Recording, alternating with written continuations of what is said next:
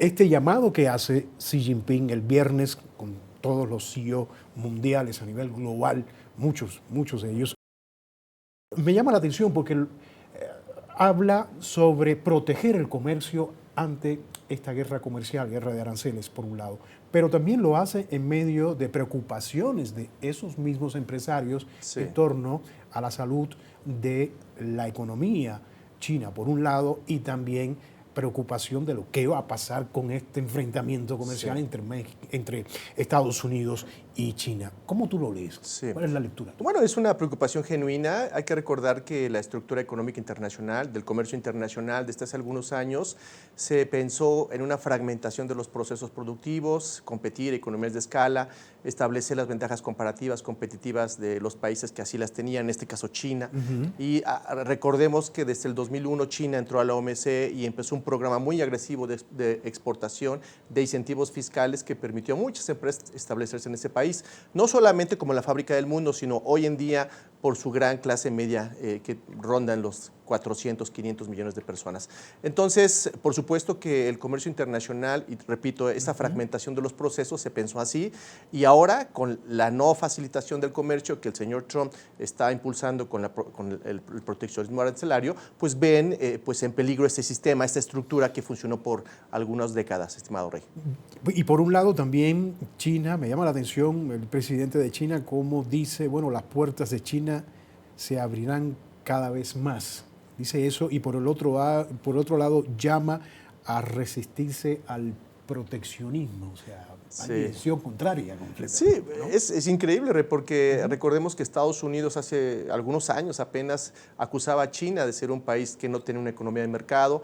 China pues tiene un sistema muy dual, donde hay un partido único, pero que la economía se ha abierto, y eso de alguna manera también no permitía a los ojos de los Estados Unidos que tuviera una situación transparente en los procesos de manejo de los datos, la legislación, etcétera. Entonces, pues hoy en día parece que los papeles se han cambiado, y eso pues habla mucho de que el mundo se está transformando en un sistema nuevo en el cual las reglas del juego, que es el libre comercio, también están cambiando. Adolfo, los papeles se han cambiado, pero no sé si coincides conmigo, a lo mejor yo no estoy bien, pero las inversiones extranjeras en China han venido decayendo en los últimos años, y hay preocupación justo de este sector por muchas cosas, sobre todo que se ha estado favoreciendo a las empresas propietarias del Estado, ¿no? Por un lado, muchas mayores restricciones, en fin, toda una serie de cosas. Entonces, no. Rey, esto no es nuevo. Hay que recordar con la primera etapa del señor Trump hubo una repatriación de capitales, un acuerdo en el 2019 donde Estados Unidos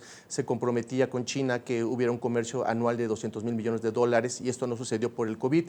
Por lo tanto, hoy en día vemos una versión nueva de presiones a esos inversionistas, generan incertidumbre para que la repatriación de aquella ola que se le llamó el nearshoring, pues ya no llegue. Entonces, ¿qué está pasando? Bueno, pues hay nerviosismo, se están reacomodando estas cadenas globales de valor, y también no solamente las cadenas globales, sino también la gente que trabaja y vive de la proveedoría, el transporte internacional y por supuesto los seguros y los fletes. Todo esto, toda esta ecuación se está transformando porque al no tener ya tantos flujos comerciales y estar Estados Unidos en contra de esta estructura, pues se piensa que las inversiones tienen que regresar a Estados Unidos.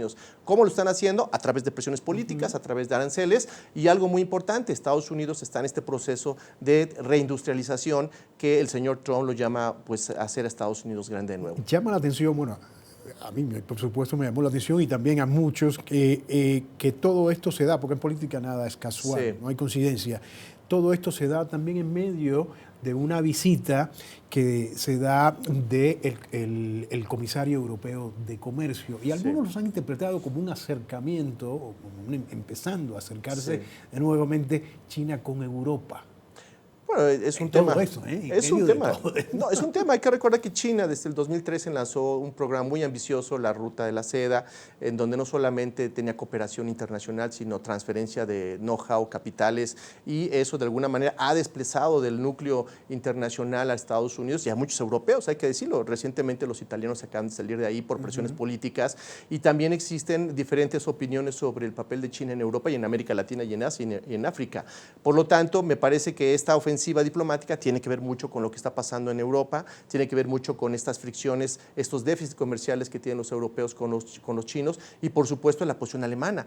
Los alemanes tienen una gran cantidad de inversiones en China y eso de alguna manera también atenta con las fricciones internacionales al no tener esta facilidad de los procesos, no solamente en Europa, sino en Estados Unidos.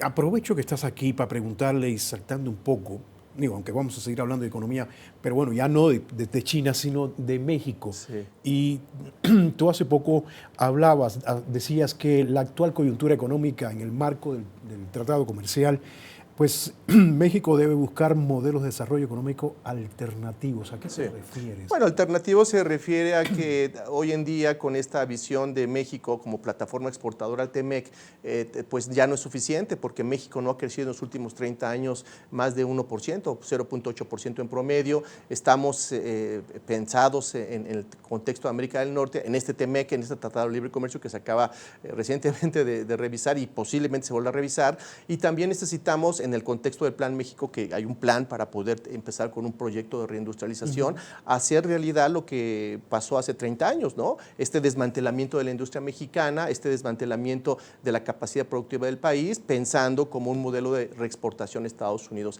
Se ha importado para exportar y los insumos nacionales han sido muy pequeños y eso no impacta el valor de las exportaciones mexicanas y por lo tanto la estructura productiva del país. Entonces creo que el modelo alternativo debería de considerar estos elementos que estamos viendo hoy en día, porque pues parece ser que los Estados Unidos ya nos quieren en el contexto del TEMEC, probablemente ellos tengan una idea diferente con Groenlandia y con Canadá y el Canal de Panamá, y eso nos hace pensar necesariamente en un proceso de industrialización, diversificación y mirar hacia otros mercados. Acelerar el paso, está ahí el plan México Sí. y lo que incluye eso hecho en México.